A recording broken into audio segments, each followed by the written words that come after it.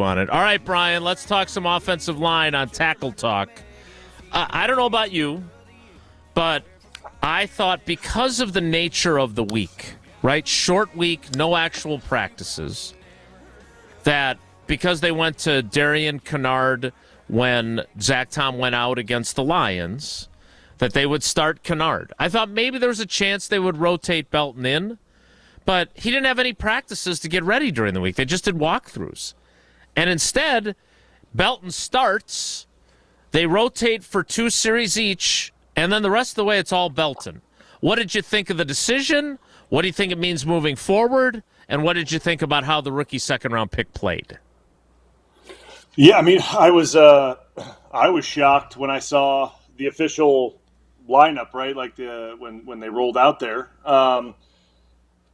I thought Kennard would get the start, like I think everyone else did, based on how the substitutions went in the Lions game. Listen, I thought Belton played fine overall, right? I think he did a nice job for the most part overall. I get the holding call on the touchdown that Reed unfortunately got hurt on. That was just a lack of getting out of position on the pass off on the twist and kind of getting a little bit sloppy with his feet, getting his waist over his toes and kind of lean a little bit, not sliding his feet and leaning a little bit and grabbing and getting the holding call. So I mean that's really all that was, and it looks like he cleaned that up as the game went on. He got a lot better, right? It looked like as the game went on in pass pro reps, kept his upper body out because he is a big guy. Like he is a very big guy, and he got what it looks like during the draft process people clamor over, right? Long arms and things like that. It looks like he used that very effectively as the game went on, right? He kept his upper body out of a lot of things, and he used a quick punch quite effectively in the second half, and he kept guys off and got his hands on people quick, and he did a good job, right? And I think after that first half, or after those first couple series, he settled in, and I thought he played well. So I would say going forward, he earned a lot of trust throughout that game. What that means this week, it's a different guy that he's going to see. I don't think Washington necessarily had anyone from a pass rushing standpoint. I get Von Miller's there, but Von Miller's not the same Von Miller that you would have seen 5-6 years ago, right? I mean, Von Miller is not the Von Miller that, say, I would have seen in Denver. We'll just put it that way. It's not the same Von Miller. Who he will see this week in Cleveland is right. A real pass rusher. That is Myles Garrett. That is a guy that you have to be very concerned about. And that is a true test. And how you block him, that's not just an Anthony Belton problem. That is a Green Bay Packer problem, right? Like that, like you get that's Belton's going to have to work because I highly doubt Myles Garrett's going to move around a bunch, right? He's going to plant himself over Anthony Belton probably majority of the game. Blue, won't that allow them to slide and, the old 2-3 jet pep and some of the stuff that we would do? I would think if I'm Jeff Halfley, I'm not going to just line up Micah Parsons and say, beat this guy. I want him bouncing around. You think Myles Garrett, they're just going to say, if Zach Tom's not playing, we got a young guy, we call him Fish. You think that's just going to be the case, and if they want to slide protections that allows everybody else, where it's coming? You think that's how they would approach that?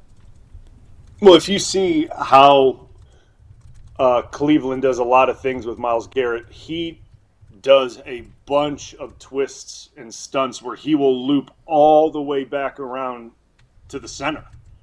Like you watch what he did against Cincinnati a bunch. There are a bunch of clips of how they got after Joe Burrow. He was doing twists and looping all the way back around to the center and getting home. So like they're sliding to him, but he is wrapping all the way back around to the opposite A gap and getting home. So like, yeah, you can slide out to him, but then he's beating everyone back around to the inside, and the center is sliding all the way out there trying to pick up the 3-tech. And by the time the center gets to the 3-tech, he's not even seeing Myles Garrett wrap back around. And then obviously the guard on the opposite side is man on blocking, and Myles Garrett's coming scot-free through the A-gap. Blue, what did you like best when you knew they were going to give help, whether it was sliding or what, as a tackle when you were going against one of the big dogs?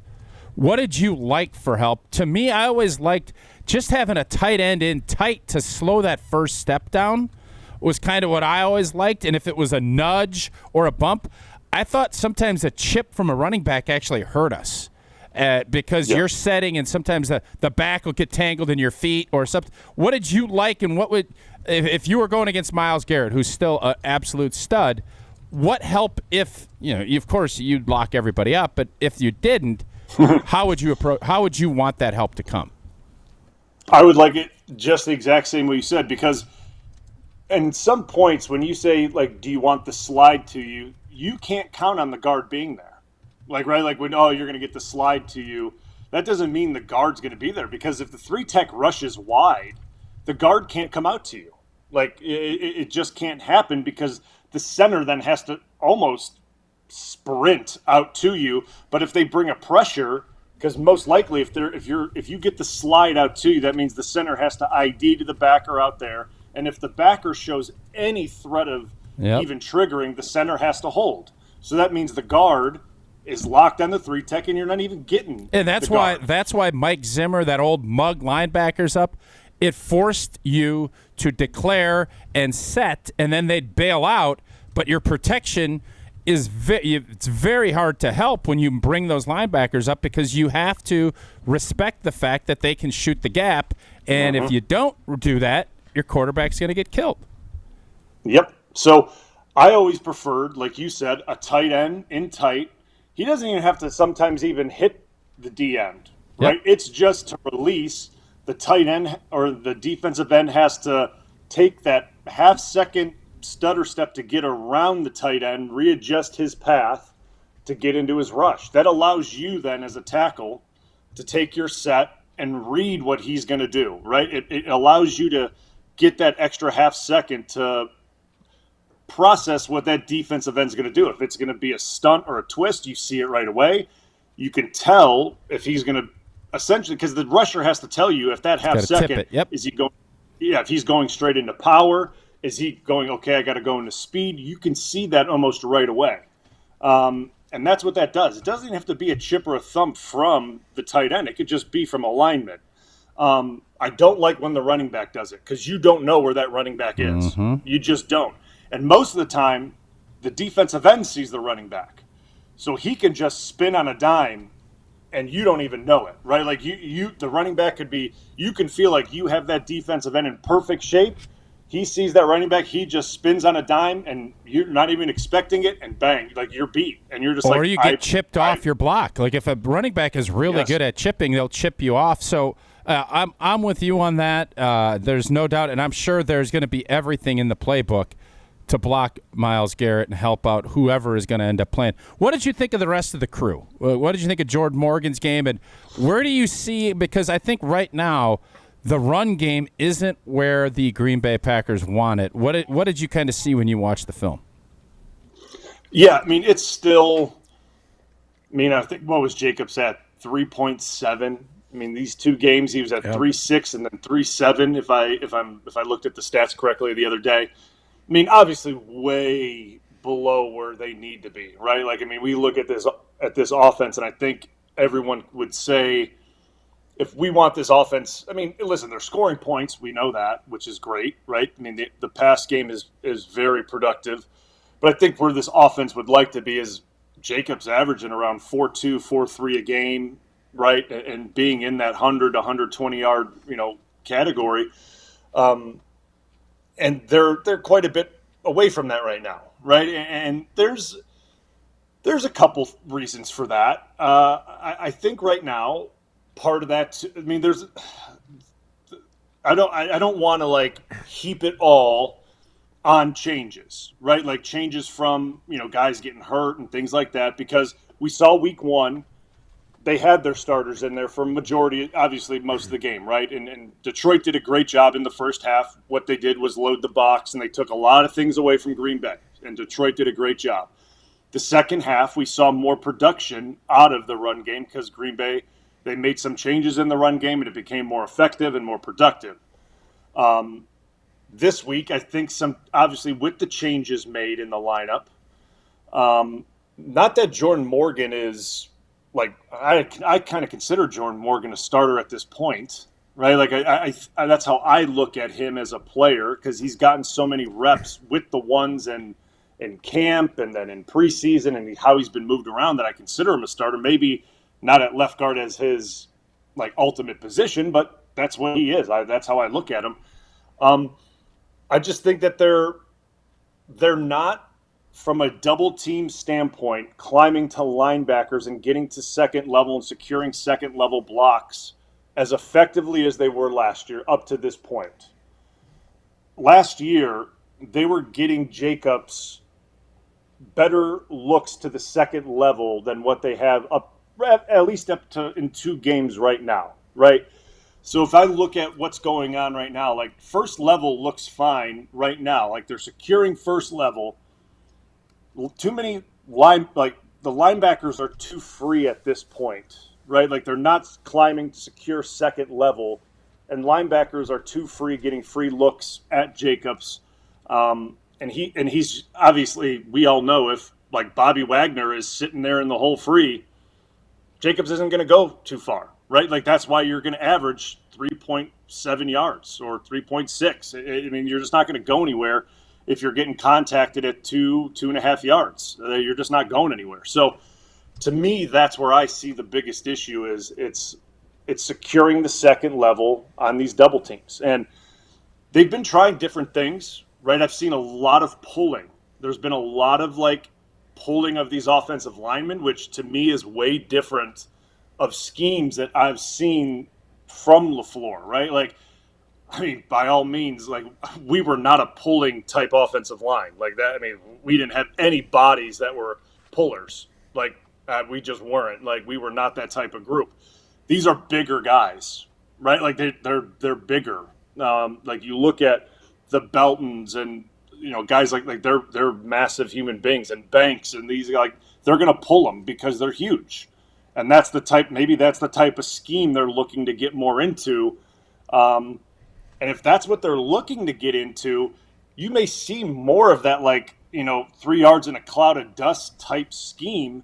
But that's not, that's maybe something that my eyes have to get adjusted to as this season goes on, right? Like maybe that's what I have to get used to seeing on tape that they're looking to get into more, because you're seeing a lot of like a guard pull and a tackle pull, and they're leading up into a hole, which like, I'm going to be dead honest with you. Yeah, that was in the playbook. I remember my rookie year, like I would always be like, you guys better not call that when I'm in there because I am not pulling. Like I do not want to do that.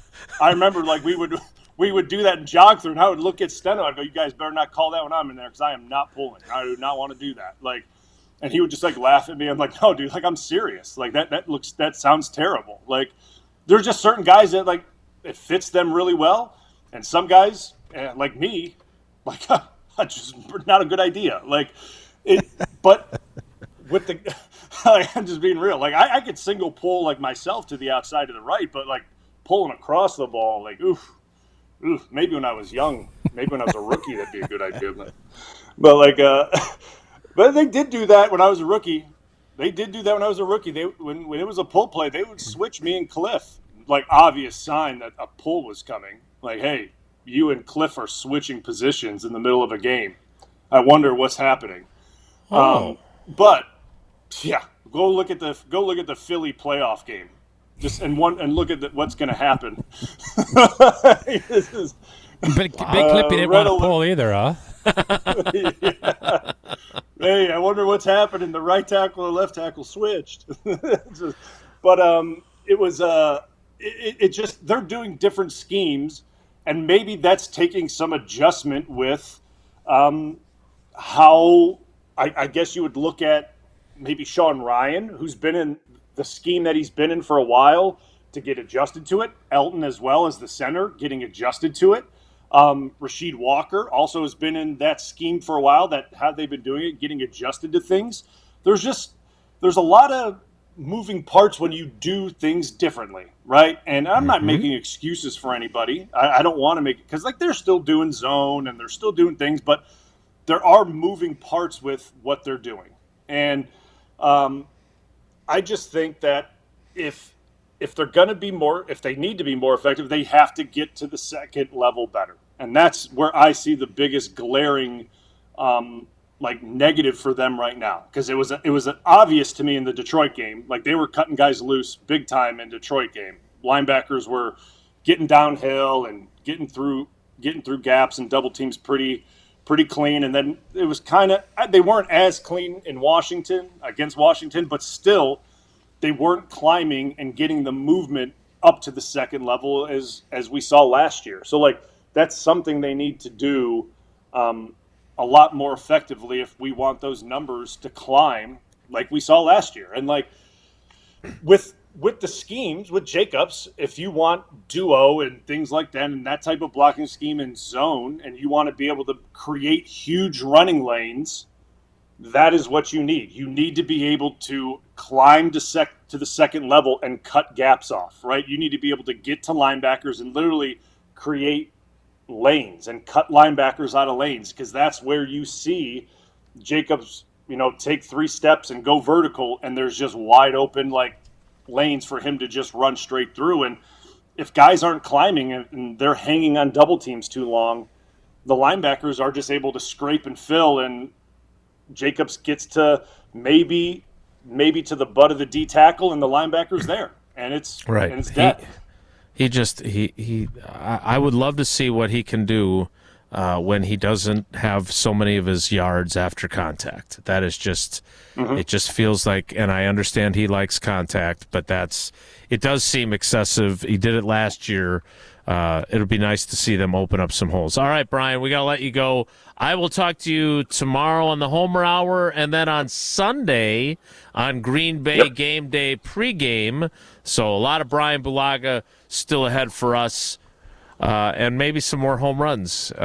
Maybe they'll take you down to Comiskey Park, see if you can hit home runs to go along with your strikes on your pitches back. No, he's down by the Devil Rays now. That's probably his closest There you park. go. Yeah, they're using that. Aren't they using like a spring training stadium now? You can hit 25 out of there. Bryan, you're the best. We appreciate you, man. Thanks.